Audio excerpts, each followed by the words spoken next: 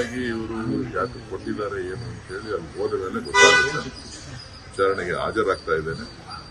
ವಿಚಾರಣೆಗೆ ಸಂಪೂರ್ಣವಾದಂತಹ ಸಹಕಾರವನ್ನು ಕೊಡ್ತಾನೆ. ನಿಮಗೆ ಇದು ಪೊಲಿಟಿಕಲ್ ಅನ್ಸುತ್ತೆ ಸರ್? ರಾಜಕೀಯ ಷಡ್ಯಂತ್ರ ಅಂತ ಅನ್ಸುತ್ತೆ. ಅದು ಹೋದ ಮೇಲೆ ಗೊತ್ತಾಗುತ್ತೆ.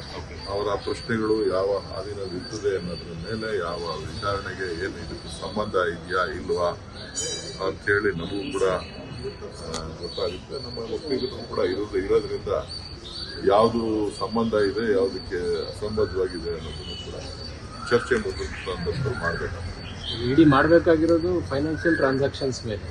ತಾವು ತಮ್ಮ ಹೆಸರು ಹೇಳಿ ಅವರು ವಂಚನೆ ಮಾಡಿರೋದು ಅನ್ನೋದು ಬಿಟ್ಟರೆ ಫೈನಾನ್ಷಿಯಲ್ ಟ್ರಾನ್ಸಾಕ್ಷನ್ಸ್ ಏನಿದೆ ಸರ್ ನಿಮ್ಮ ಅವರ ನಡುವೆ? ನನಗಾಗ್ಲಿ ಯಾವುದೇ ವಿಧವಾದಂಥ ಫೈನಾನ್ಷಿಯಲ್ ಟ್ರಾನ್ಸಾಕ್ಷನ್ಸ್ ಆಗಲಿ ಬೇರೆ ಏನಿಲ್ಲ.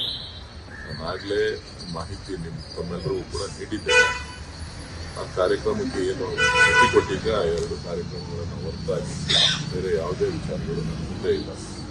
ಅವರು ನನ್ನನ್ನು 3-4 ಬಾರಿ ನನ್ನ ಕಚೇರಿಗೆ ಭೇಟಿ ಮಾಡಿದ್ದಾರೆ. ಭೇಟಿ ಮಾಡಿ ಕೆಲವಾರು ವಿಚಾರಗಳನ್ನು ಚರ್ಚೆ ಮಾಡಿದ್ದಾರೆ. ನನಗೂ ಅದು ಸಂಬಂಧ ಇಲ್ಲಿರುವಂಥ ವಿಚಾರ ಮತ್ತು ನನ್ನ ಕ್ಷೇತ್ರದಲ್ಲಿ ಇದ್ರು ಅನ್ನೋ ಕಾರಣಕ್ಕೋಸ್ಕರ ನಾನು ಅವರಿಗೆ ಭೇಟಿ ಮಾಡಿದ್ದೇನೆ, ಕಾರ್ಯಕ್ರಮಕ್ಕೆ ಹೋಗಿದ್ದೇನೆ. ಅವತ್ತು ಬೇರೇನೂ ಇಲ್ಲ. ಎಲ್ಲ ವಿಚಾರಗಳನ್ನು ಏನು ಅಧಿಕಾರಿಗಳು ಕೇಳ್ತಾರೆ ಆ ಅಧಿಕಾರಿಗಳಿಗೆ ಸೂಕ್ತ ಮಾಹಿತಿಯನ್ನು ಕೊಡ್ತೇನೆ. ಸರ್, ಈ ಪ್ರಕರಣದಲ್ಲಿ ಒಬ್ಬ ನಟ ಕೂಡ ನಿಮ್ಮ ರೀತಿ ಧ್ವನಿಯಲ್ಲಿ ಮಾತನಾಡಿ ಅದೊಂಚೂರು ನಾನು ಮಾಧ್ಯಮಗಳಲ್ಲಿ ಸೋಷಿಯಲ್ ಮೀಡಿಯಾದಲ್ಲಿ ಕೇಳಿದ್ದೇನೆ. ಯಾರೋ ಒಬ್ರು ಇನ್ಮೇಲೆ ವಾಯ್ಸ್ ಡಬ್ಬಿಂಗ್ ಮಾಡಿದ್ದಾರೆ ಮಾಡ್ತಕ್ಕಂಥವರು ನನ್ನ ಧ್ವನಿಯನ್ನ ಮಾಡಿ ವಾಯ್ಸ್ ಮಿಮಿಕ್ರಿ ಮಾಡಿ ಅದ್ರ ಪ್ರಕಾರ ಮಾತಾಡಿ ಬೇರೆಯವ್ರಿಗೆಲ್ಲರಿಗೂ ಮೋಸ ಮಾಡಿದ್ದಾರೆ.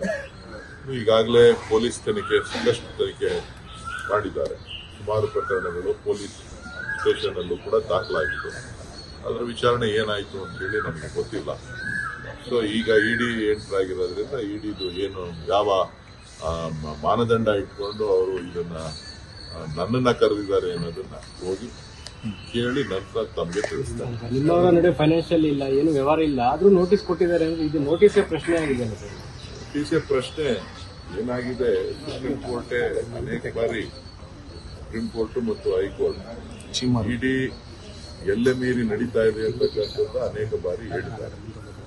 ಆದಾಗ್ಯೂ ಎಚ್ಚೆತ್ತುಕೊಳ್ಳಿಲ್ಲ ಅಂದ್ರೆ ಪ್ರಜಾಪ್ರಭುತ್ವ ವ್ಯವಸ್ಥೆಗೆ ಧಕ್ಕೆ ಬರ್ತಾ ಇದೆ ಅಂತಕ್ಕಂಥದ್ದು ಒಂದು ಅರ್ಥ. ಸೊ ಅವರ ವ್ಯಾಪ್ತಿಯನ್ನು ಹೊರತುಪಡಿಸಿ ಅವರು ಪ್ರಕರಣಗಳನ್ನು ದಾಖಲು ಮಾಡಿಕೊಳ್ತಕ್ಕಂಥದ್ದು, ಎಂಟ್ರಿ ಮಾಡ್ತಕ್ಕಂಥದ್ದು, ಜೊತೆಗೆ ಎಲ್ಲ ಒಂದ್ ಕಡೆ ಸರ್ಕಾರದ ಕೈಬೊಂಬೆಯಾಗಿ ಕೆಲಸ ಮಾಡ್ತಕ್ಕಂಥದ್ದು ಕಾಣಿಸ್ತದೆ. ನೋಡೋಣ ಏನ್ ಮಾಡ್ತಾರೆ. Thank you.